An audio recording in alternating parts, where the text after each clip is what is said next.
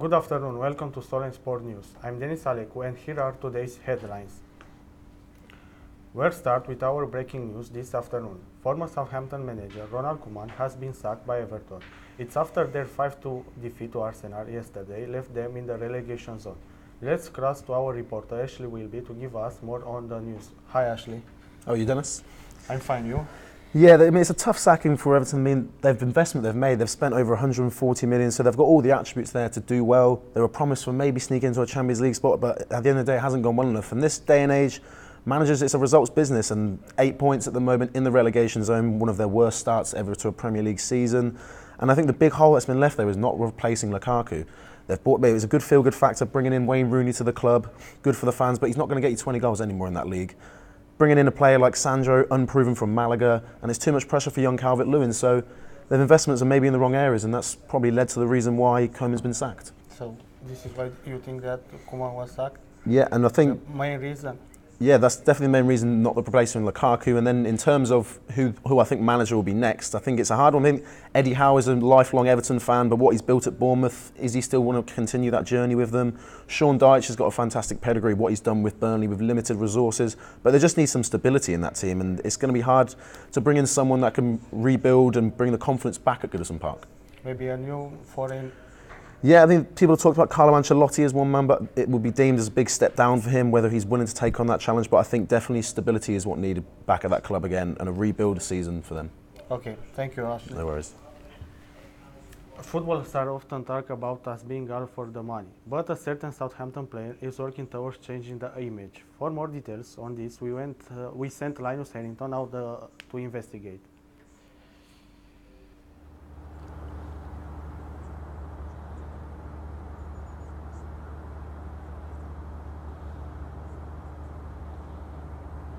It may have been a weekend threatened by storms across the south coast, but these Saints fans weren't about to let the wind and rain dampen their spirits.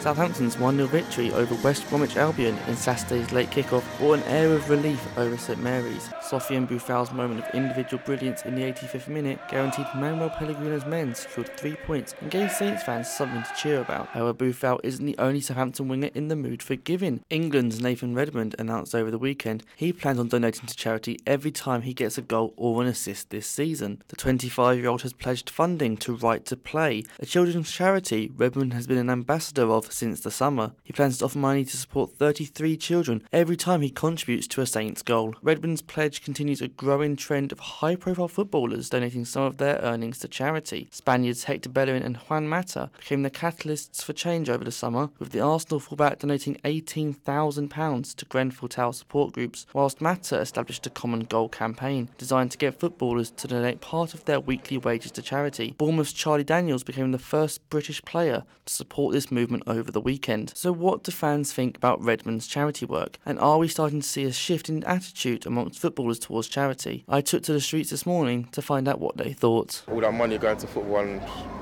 everywhere else, like with living in famine and stuff. I think footballers earn sufficient that they could afford to all give a little bit more money to charity. Charities need all the money they can get, so yeah, excellent idea. So as Southampton will be hoping for the club's form to improve over the coming weeks, the knowledge that charities will also benefit from better results will surely give these Saints fans more reason to celebrate.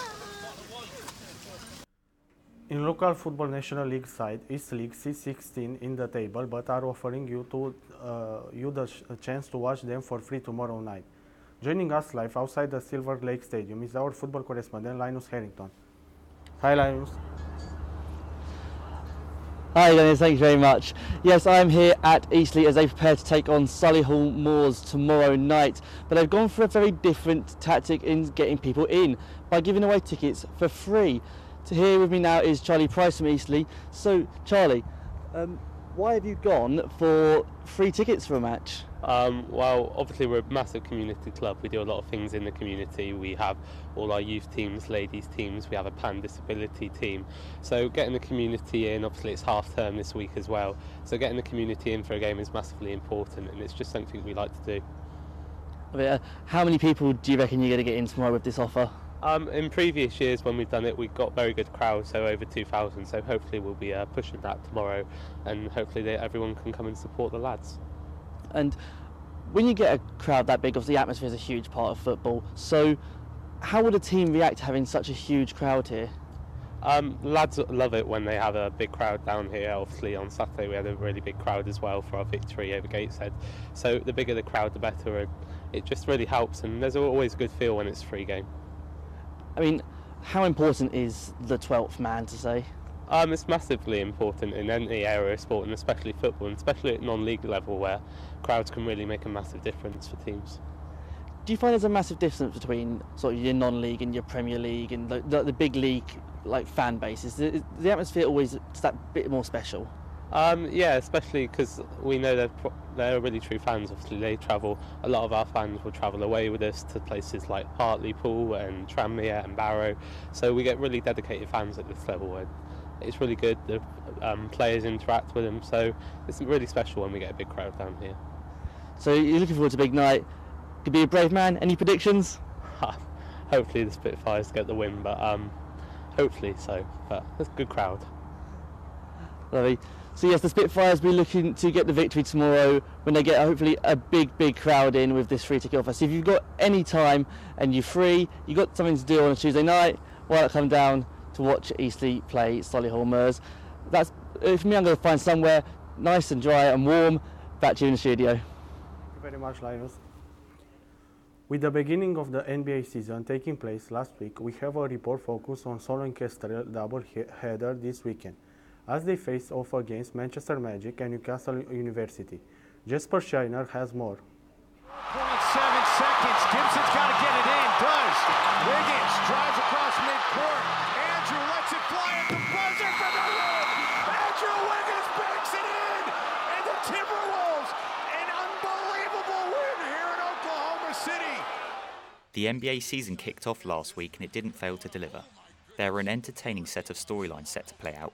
Lonzo Ball's Lakers debut, Kyrie Irving's return to Cleveland to take on LeBron and company after their awkward breakup, and another season of Steph Curry being Steph Curry. I decided to catch up with Solent Kestrel's basketball team as they hosted Manchester Magic and the University of Newcastle in a Division 1 doubleheader at the weekend. It's been a steady start to the season for the Kestrels, heading into the weekend with a 2-for-1 record. After the game, I spoke to point guard Herm Sina and Joe Tagarelli about how they feel the team is shaping up for the rest of the season. Definitely thought we did a great job of getting the lead. We need to do a better job of sustaining and really opening the game. But, overall, it's about grinding out wins, and that's what tough teams do, and that's what we did. I think we're a tough team to play against because, at any given night, a lot of different people could go off and score a lot of points. So we're an unselfish team. So find the open guy and just play to our strengths. I played at the same university as Joe at Quincy University, and we came over here together, and we've been playing together for this is our third year now, so we have a lot of chemistry and we get a lot of wins together, so it seems to be working. Now on a 4-game win streak in all competitions after a hard-fought victory over top-of-the-table Magic, Sunday's 79-72 win against Newcastle University takes them to the top spot with a 3-1 league record. We're looking pretty good. We like our chemistry, our energy's good. We're really starting to come together as a squad. We got some new guys. Obviously, we added some people, and I'm new as well. So we're meshing pretty well, and we like what we're seeing this year. So, with basketball season in full swing, I asked the guys who they're looking forward to watching this year. Yeah, I'm a big fan of basketball. I like to see guys like Steph Curry and Dame Lillard who just make the game exciting and play well, and just like watching good competition day in and day out. Obviously LeBron, man, you got to be a LeBron fan. But I also like Giannis on the Bucks. I'm not even going to try to pronounce his last name, but I'm a Giannis fan too. I grew up in Madison, Wisconsin, so it's kind of hard not to be a Bucks fan. Thank you, Jesper. It was another successful weekend for Lewis Hamilton as he claimed his 9th race win of the season in Texas. The Briton managed to hold off stiff competition from main championship rival Sebastian Vettel to claim the Constructors' Championship for Mercedes. Attention now turns to next weekend, where a 5th place finish will secure his 4th title in Mexico. After the race, Hamilton had nothing but praise for the car and his team, but is not getting ahead of himself with 3 races still to go.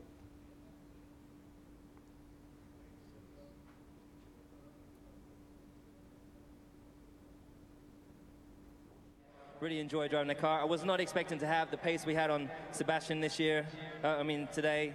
But the car felt fantastic. They got the right balance at the start, and still 3 to go, so 3 more to win. Let's go, guys.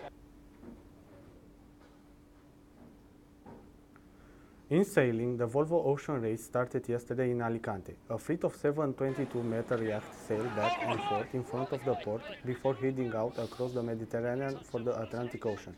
The competition will have 11 legs, with a final in June 2018.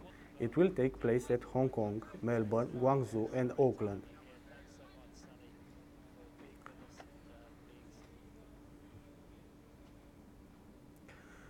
This is all from us this week. Thank you all for watching. We will be back next week. Be sure to follow us on social media, Solent Sport News. Take care and goodbye.